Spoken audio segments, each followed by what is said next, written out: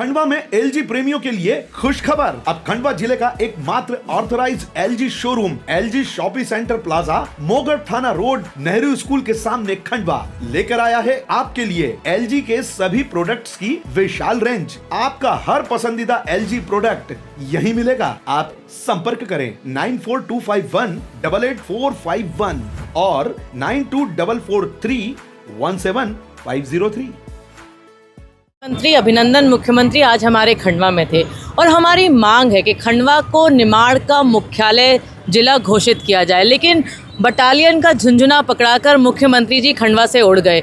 हमारे खंडवा की जनता को अब जागने की ज़रूरत है। खंडवा में लगातार भारतीय जनता पार्टी के जनप्रतिनिधि शायद विधायक हैं, चाहे वो हमारे सांसद हैं, आपने इनको जिताकर भेजा, लेकिन जो मूलभूत आवश्यकता खंडवा के विकास की है वो कहीं ना कहीं बोलने में बताने में हमारे जनप्रतिनिधियों से लगातार चूक होती जा रही।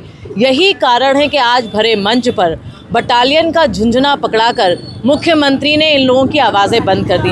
लेकिन मैं पूछना चाहती हूँ, आपने बटालियन का घोषणा तो कर दी, लेकिन लगातार यदि इनकी पिछली घोषणाओं को हम देखेंगे तो केवल खंडवा को झुंझुना मिला है। आज यदि निमाड़ संभाग का मुख्यालय खंडवा घोषित होता तो खंडवा के आने वाले भविष्य के लिए एक अच्छी सौगात होती। खंडवा निगम प्राधिकरण बन जाता। हमारे पास जो पैसे का कहते हैं कि नगर निगम का इतना बजट नहीं है जिससे हम और ज़्यादा विकसित खंडवा को लाएं, वो पूरा हो जाता। लेकिन कहीं ना कहीं इच्छा शक्ति की कमी भारतीय जनता पार्टी के चुने हुए जनप्रतिनिधियों में है, जिसके कारण आज मैं एक बार पुनः खंडवा के उन नौजवान साथी छात्रों को भी आमंत्रित करना चाहूँगी। हमने तो हमारी ज़िंदगी जीत ली और जी भी ली। आप हमें कहते हैं कि जनजी लोग हैं, लेकिन अब जो अल्फ़ा हमारी जनजी नई जनरेशन आ रही है, आपके भविष्य का सवाल है।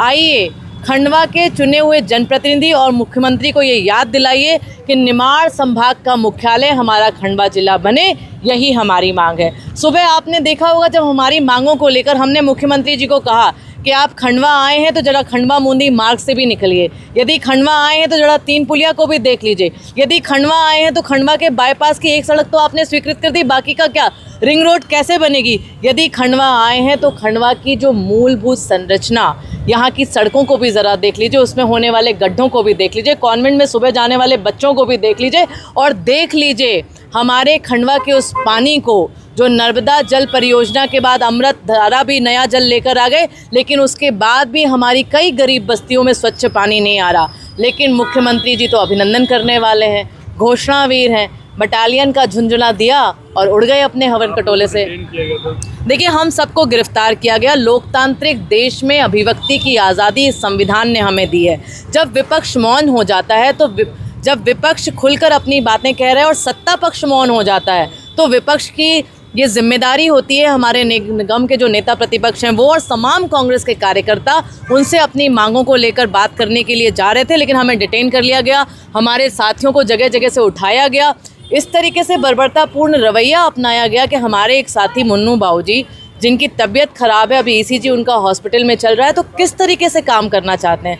जो वास्तविक ज़रूरत है उस पर कोई संवाद करना चाहता है तो मुख्यमंत्री उपस्थित नहीं है, लेकिन जो मुख्यमंत्री जी की महिमा मंडन करे, उनकी जय जयकार करे, उनको ये लोग एंटरटेन करते हैं।